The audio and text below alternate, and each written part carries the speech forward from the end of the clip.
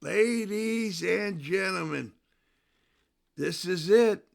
Another week, another session, episode of the United States National High School Champions League.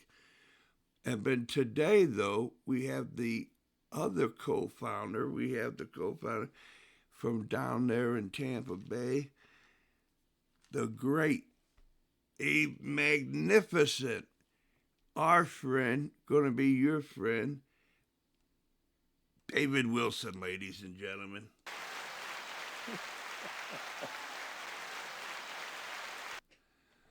David, you filling in for your buddy Jim Hart, huh? Yeah, I talked to Jim for a little while yesterday, and I know he had something going on, and he said he goes, "Hey, you busy at all?" I go, "I can just talk to Kevin for 20 minutes or so." Sure, absolutely. Yeah. You know, when you have a special guest, you gotta be special, bro. And so you filled it. Yeah, yeah, you did good. All right.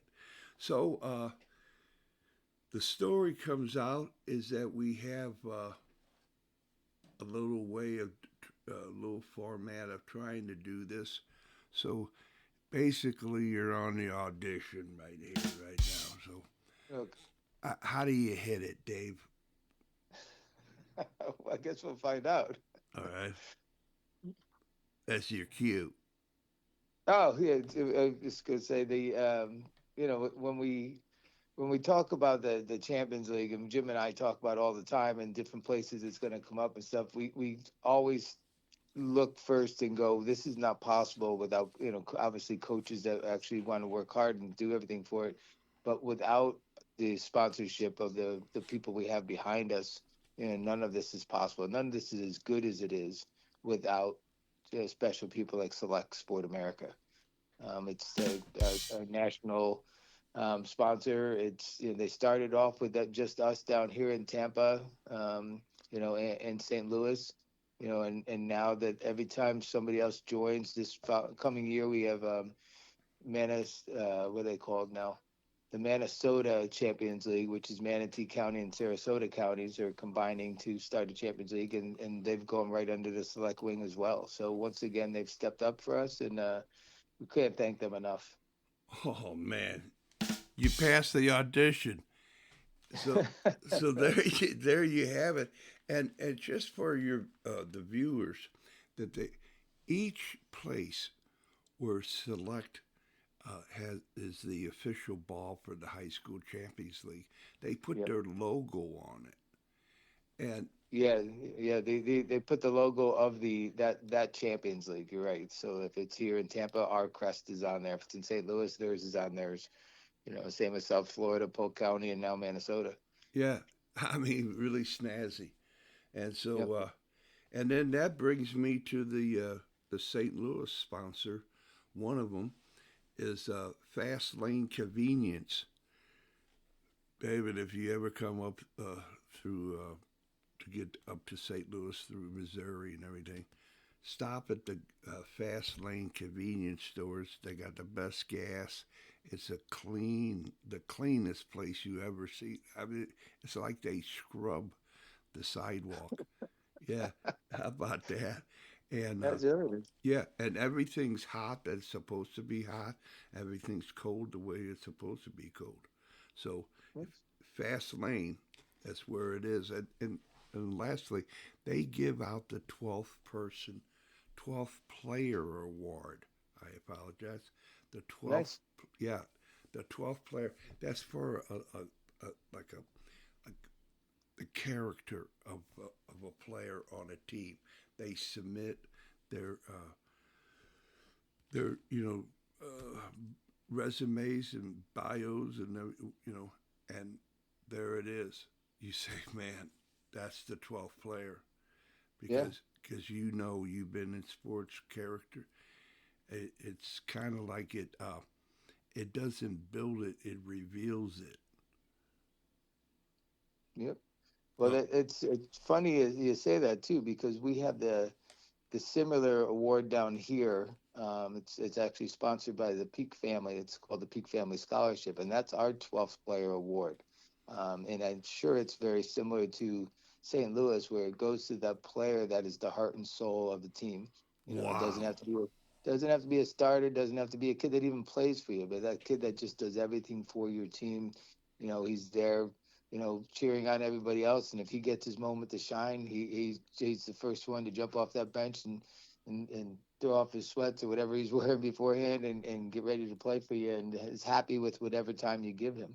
Um, Wow. it, Beautiful, it's David. yeah, we in St. Louis will probably find this out, over time. Um, but the ours has really actually changed people's lives, and we've been very fortunate. We had a player that actually was one of my own players that won the award one year. His name was Juan Montiel, and Juan had no intention of going to college when he was done. He came here from, I think that he was from Venezuela, and he was a solid player, but I was going to cut him from the team. He just wasn't made up. And the kids on my team told me, no, you know what, you got to keep this kid. And I was just like, do you guys really think he's going to help us? And they were like, Coach, you got to keep him. So I ended up saying, you know what, it's a democracy here sometimes. So I do listen to them, and I said, all right, we'll keep one. Well, by the end of the year, Juan was almost a regular player for me. But he Wow. was that quality kid that was just outstanding. So at the end of the year, he wins this award. No plans on going to college. He was just going to go and work a trade basically, and he wins this award, and he decides to go to Pasco Hernando State College, which is community college, um, because now he has money to be able to do it. It wasn't going to cost his family anything. It basically covered his tuition for the year. Now he is a radiologist. So he continued on the path of education, and his life was transformed just because of the Peak Family Scholarship. So, Wow. Wow. Giving back to the game. Man, yep. isn't that beautiful? Well, that was that your first one, or were you gonna That start? was Yeah, that was actually our very first one. You're correct too. It's our first Peak Family Scholarship. That was 2021. Yeah, Um, man. but yeah, Wow. so yeah. So and the kids Eh, afterwards, we've had kids that one of the kids was ended up going to the. It was a girl. I'm showing a blank to her name, but she ended up going to the U.S. Military Academy at West Point afterwards. So she is now a lieutenant, second lieutenant. She has graduated now too. So they're obviously quality kids that have gotten this award. So, yeah. Wow. Peak family. Let's yep, get all right. Go ahead. Giving me yeah. some more. All right. Well, the other thing I want to talk to you about today, too, is I don't know how things are working up in St. Louis at all, but Florida has a new thing coming up this year. It's called the Open Division. It's during the regular season. Well, there are six classifications in Florida. So at the end of the year, you have a state championship for each one of the classifications. Well, now they're taking the top. They haven't determined for soccer yet, but it's either the top 8 teams or the top 16 teams, regardless of classification, and they're putting them in an open division. So you could be a 1A or a 2A school that's just a phenomenal team. If you're ranked by the Florida rankings in the top 16, you'll be placed into an open division category instead of your own classification. And that open division champion will be, you know, basically determined as the ultimate state champion. They've done it for every sport now, but this will be the first year for soccer going into it. I have mixed feelings myself. I'm like, you know what, we haven't won a state championship. You get close and get to the final four. If I have a team that has a possibility of winning our first one, do I want to be sent into the open division and now have to compete with everybody? And then my other part of it is like, yeah, I always want to be the best one. So if that's the best category, that's what we're going to do. Wow. Wow. Well, all eyes on Florida for that to see how the ins and outs of that. Keep us informed. Yeah, and I don't know whether, and part of me thinks that they did it too. Is this going to be, 16 private schools? Is it going to be public schools? So it will be fun to look at and see at the end of it, um, to see what the mix is. My only probably negative part with it is I looked at the teams that were ranked in the top 16 this past year, and only one of them won a state championship in a classification. So there's teams that are the rankings not good enough that we are getting the best 16 teams in. That remains to be seen what happens, but it'll be interesting. I think they did it primarily because of football, but after that, it's everybody else has to follow along. Yeah, football rules, huh? All right, let's. Absolutely, yeah. You got your next one. Yep. All right. Well, we're in the talks right now with Tyler Frick now is the head coach of Mitchell High School. Oscar Ulis is after 20 years of being there and winning. God, what did Oscar win? He won 2 state championships, but he was in the Final Four like the last 3 years in a row. He's actually stepped away and retired now from coaching. So Tyler Frick took over there. Danielle Fotopoulos from Sun Lake High School, who's just about to get this coming August, she will be inducted into the Tampa Hall of Fame. But she took over after coaching at Eckerd College. She took over the boys team at Sun Lake High School, and in her second year has won a state championship already. But between the three of us, we started to talk a little bit about what else can we do with the Champions League, out of the season. So this summer, we're looking to start our first ever Champions League Summer 6v6 League. So we are looking into, putting teams together, and you can bring this different 6 kids every time you want to, basically. And we're going to play some summer games. We don't have any rules for Florida about summer activities, so we can pretty much do what we want. It's almost like a 7-on-7 league for football. But we are going to try and start a 6v6 league for Champions League Summer League. Woo-wee. Man, you're thinking out of the box, David. Way to go, man. Yeah, well, keep us informed on that one. Yeah, we definitely will. We'll see how it goes, and it'll probably be similar to when we started the Champions League. We kind of started slow and with whatever teams want to come, and then hopefully it continues to build, and we have more teams that want to actually join and play in the summer. We don't have any criteria right now. It's if you want to play, we'll put you in the league. So wow, so we'll see how that goes. Yeah, well. And you do it so that there's so many kids that just in the summertime, or just if they don't have a job, or even if they have a job, they don't want to just be around the house. They still want to be with their friends. They still want to be able to play. For me as a coach, anytime I can have our kids together, we're not going to do a training and stuff for it as far as practices and things, but it's more time for them to get together and be comfortable with each other on the field. So it's a plus. But it does, if you want to win a state championship, you obviously don't do it for the pay that you get as a coach.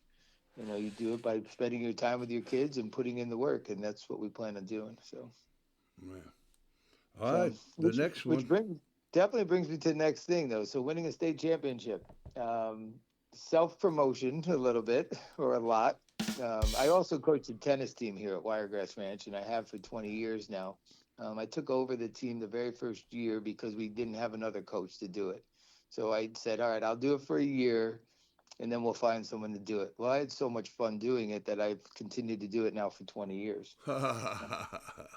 And we were fortunate enough, and we got good kids in. We got, they come to school here. We had some good tennis players. And once we started winning, it seemed like kids just would move from other places, and then they would come in here from out of state, where they would come here because the tennis program was good. And we won a state championship back in 2014 and repeated in 2015. And that team also went to the national tournament, which was up in Tennessee that year, and won the national tournament there. So we started building a little bit. We lost in the state finals in 2018, which was still getting to the finals was great. And then returned again in 2023 and won it again. Well, this year's team was not supposed to do anything spectacular. Made it to the state tournament, to the final 8. We're not a seeded team going into the tournament.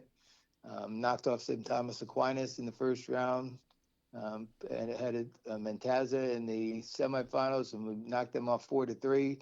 Got to the state championship match against Osceola, who was the state runner-up. They were state champions the year before. and it came down to my freshman playing at line 4. Match was tied 3-3, and my freshman pulled out a 7-5, 6-4 win for our 4th state championship over the last 10 years. So Wow. Game match to David Wilson and his boys. Way to go, man. yeah, Okay. and I've always said too, obviously I said before, you don't do it for the pay ever, and it's to see the faces of the kids and winning. But when you get that state championship ring, it's like, all right, no one's going to take that away from you then. So Yeah. I'm looking forward to a meeting with the guy this week, later this week, to design the rings, and then we won't get them till the summertime, but it's a lot of fun to be able to do that process too. Wow. All So, right. The final which one. brings me up to the last one, and this is, I announced to my players the other day.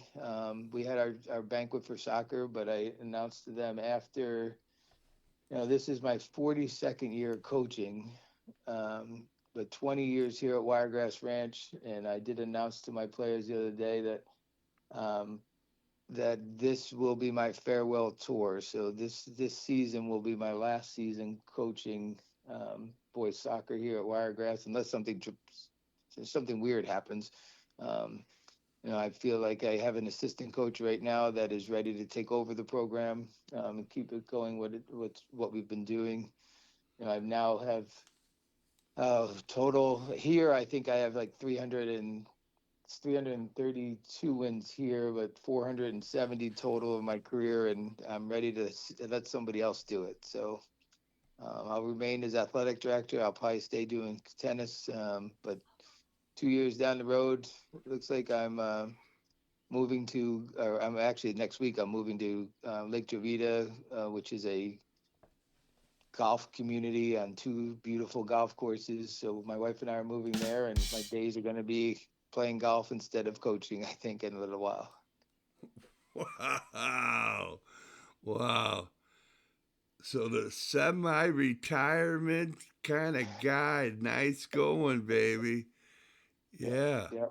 I'm Ye- looking forward to that too. Yeah. So it's hard. It's hard to walk away, to step away from something you've done your whole life. But I do know that I would much at this point in my life, I want to be able to spend time with my wife, and she's an avid golfer, and to be able to go on the golf course. And if I was just going home every day and had to do chores, I probably would stay coaching the rest of my life. But going home and saying, "Hey, let's go play some golf," that's appealing to me. Yes, absolutely. And to for the audience to know, you were the blood, sweat, and tears of how this Champions League started first down in Tampa Bay and how it's grown since then. You're very humble in what you do, David. Everybody admires that of you. But Thank you. everybody wants to applaud you to say thank you, thank you, thank you for all that you have done to for the high school soccer in America. I mean, it's a magnificent. You've done well. Well, Congratulations.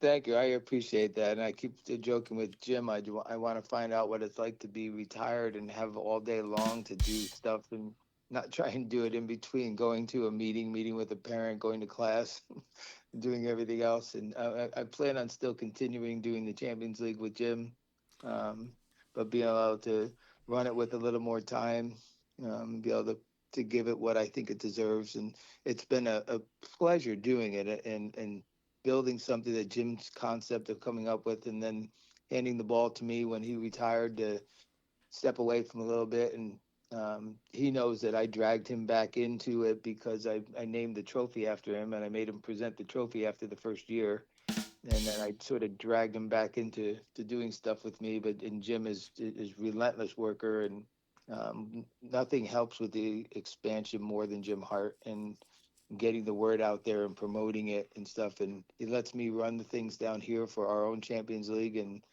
then Jim is the backbone to everything that we do going forward. So I think the two of us have been a great um, pair to work together and to bounce ideas off, and we don't always agree, but then Jim's right. So,